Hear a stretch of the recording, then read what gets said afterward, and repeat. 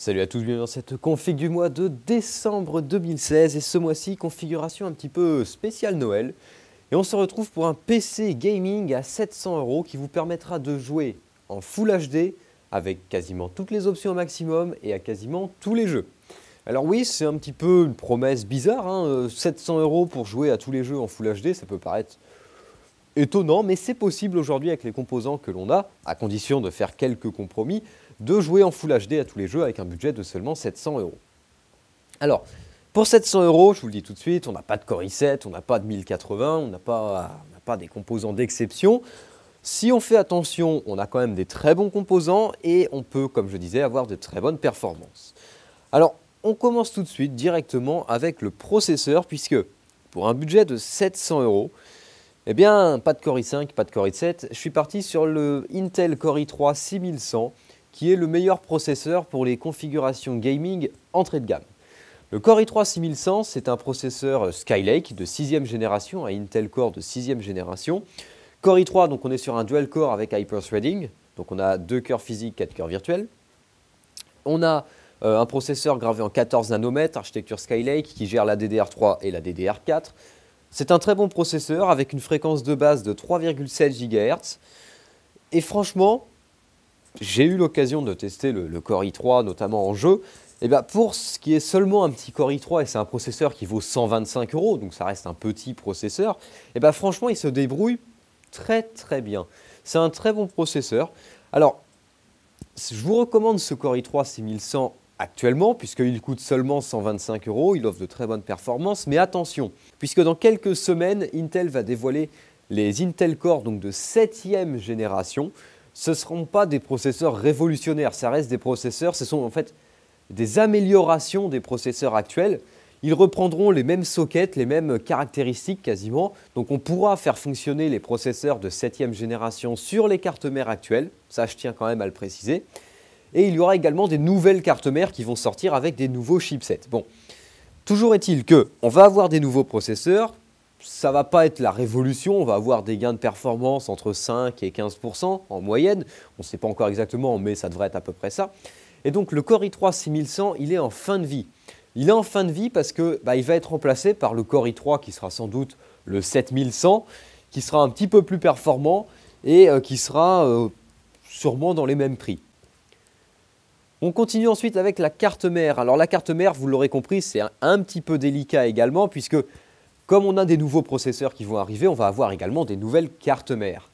Les cartes mères qu'on a sur le marché actuellement sont quand même tout à fait correctes et seront pour la plupart compatibles avec les futurs processeurs qui sortiront dans quelques semaines. Donc pas d'inquiétude, vous pouvez acheter une carte mère maintenant, ça marchera avec les nouveaux processeurs. Il faudra juste mettre à jour le BIOS, mais les mises à jour sont quasiment déjà toutes disponibles sur les sites des constructeurs. Alors pour ce qui est de la carte mère, je suis parti sur une MSI, une B150M Mortar, donc qui est une petite carte mère micro ATX, donc on est sur un format un peu plus court que l'ATX.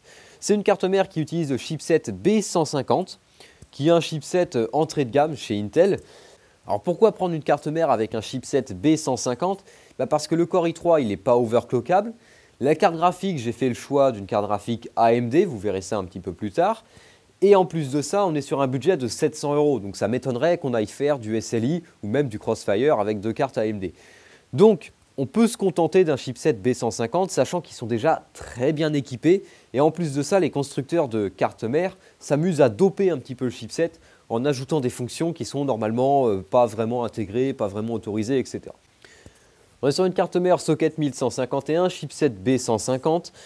On a 4 slots de DDR4 2133 MHz, un port PCI Express 3.0 16X, 16X, un port PCI Express 3.0 16X, 4X.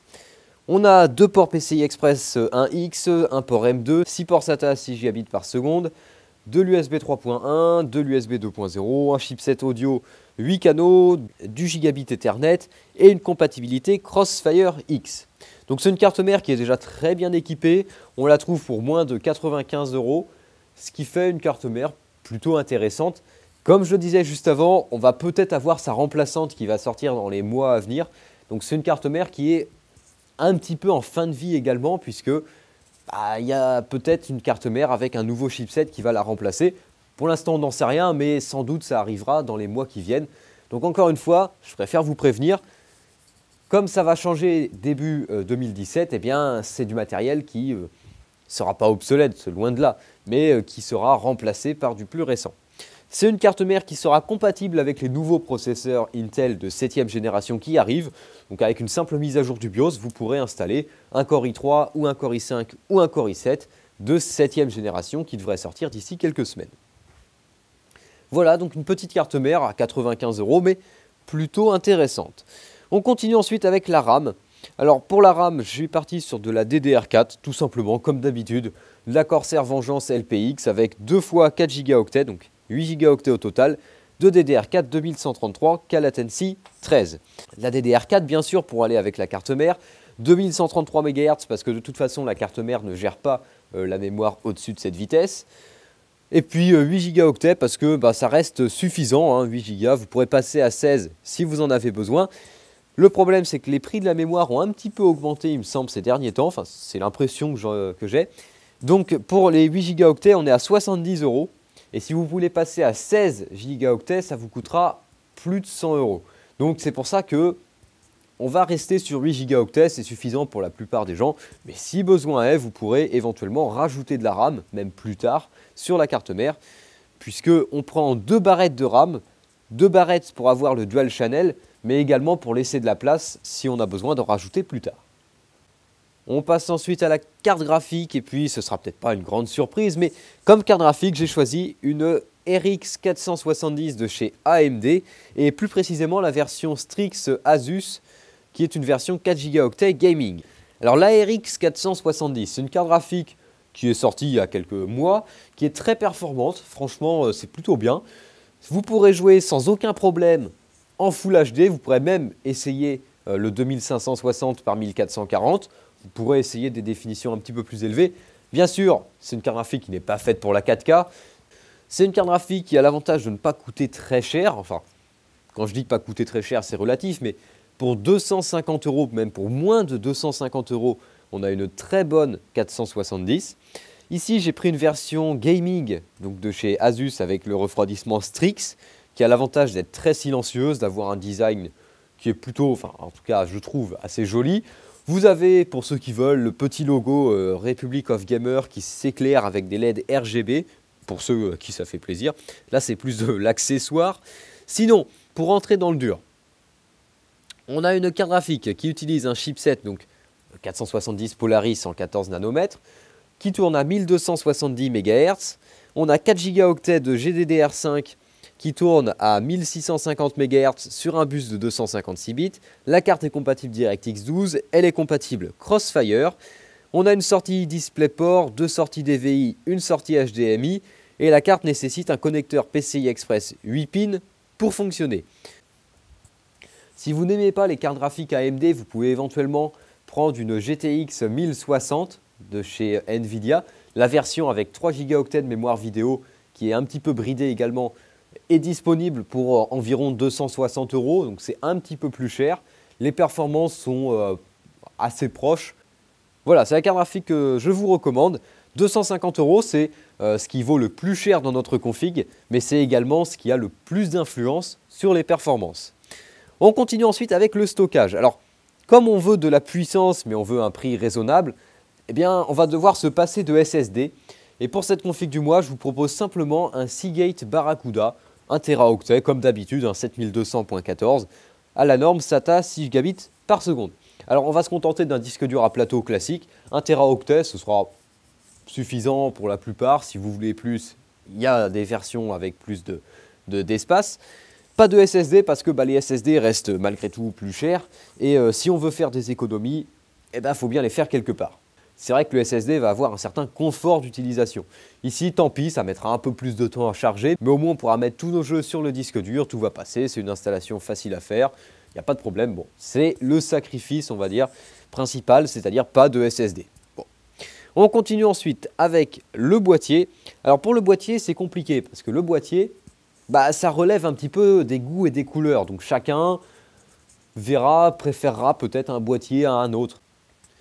Le boîtier que je vous propose, c'est le Corsair Carbide 88R. C'est un boîtier qui accueillera les cartes mères au format micro ATX maximum. Donc ça fera une configuration au final qui sera assez compacte. L'avantage des cartes mères micro ATX, c'est qu'elles sont ni trop petites ni trop grandes. C'est une taille qui est assez sympa parce qu'on peut, avec une carte mère micro ATX, déjà faire plein de choses. On peut même faire du crossfire, on a déjà toute la connectique qu'il faut. C'est quand même un peu plus évolutif qu'une carte mère mini ITX. Mais le défaut des cartes mères ATX normales, c'est qu'elles sont un peu grandes, on va dire. C'est des cartes mères, on n'utilise jamais vraiment toute la carte mère. Et en plus de ça, elles sont un petit peu plus chères. Donc, comme on a une carte mère micro ATX, eh bien, je vous propose un boîtier fait pour ça. Et le Corsair Carbide 88R, il est parfait. Puisque c'est un boîtier qui n'est pas très cher, on est à 55 € le boîtier.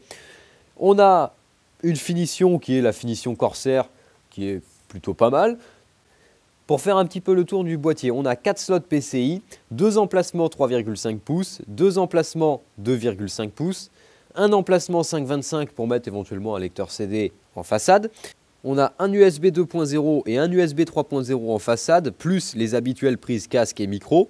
Un emplacement 120 mm à l'arrière avec un ventilateur de fourni. 2 emplacements 120 mm en façade, plus 2 emplacements 120 mm sur le dessus. Donc on pourra y mettre des radiateurs de water cooling si on veut. C'est un boîtier qui est assez compact puisqu'on a un volume de 33,5 litres, ce qui en fait un boîtier qui reste assez petit. Avec filtre à poussière au niveau de l'alimentation, passage des câbles possible à l'arrière de la carte mère, etc. Très bon boîtier que je vous recommande. Après, comme je disais, les boîtiers, c'est un petit peu les goûts et les couleurs.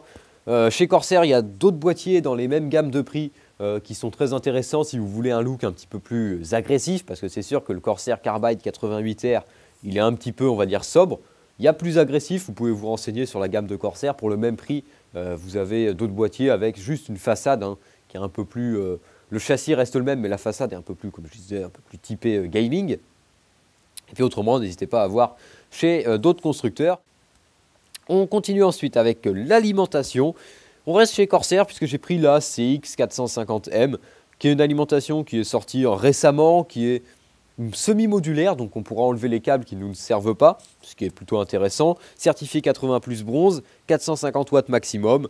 C'est une très bonne alimentation, la CX450M. C'est la remplaçante des CX normales. Au niveau de la connectique, on a un 24 pin ATX, du 8 pin CPU, 4 SATA, 3 Molex et 2 PCI Express 6+2 pour les cartes graphiques. Donc c'est une bonne alimentation que je vous recommande également. On est à moins de 65 €, généralement on la trouve entre 60 et 65 €, ce qui est assez raisonnable. Et c'est un bloc qui est de plutôt bonne qualité, surtout qu'on est sur du semi-modulaire. Donc ça aura l'intérêt, ça aura l'avantage de pouvoir virer les câbles qui servent à rien et de rendre le montage un petit peu plus propre.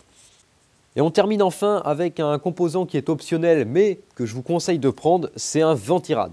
Je suis parti sur un Be Quiet Pure Rock Slim.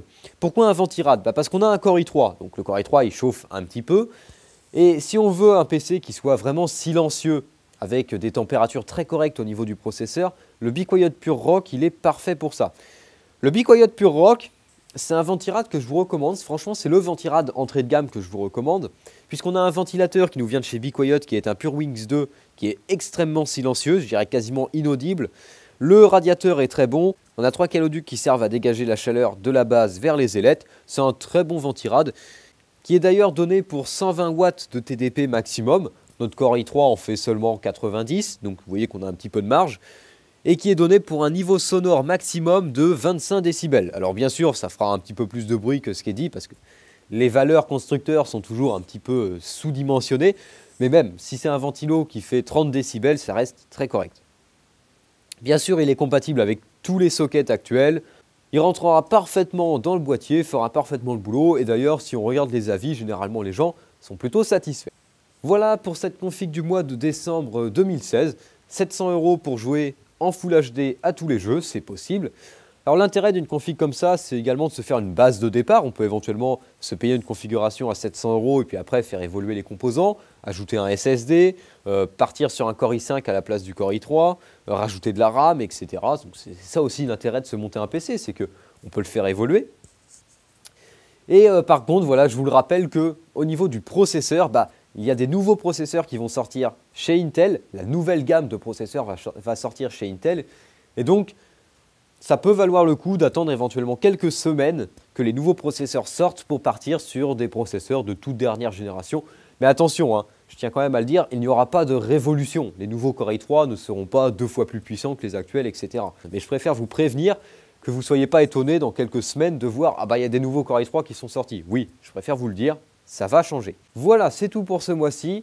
On se retrouve le mois prochain pour une config dont je ne connais pas encore d'ailleurs la nature, mais c'est pas grave. Et sur ce, je vous dis salut à tous et à la prochaine.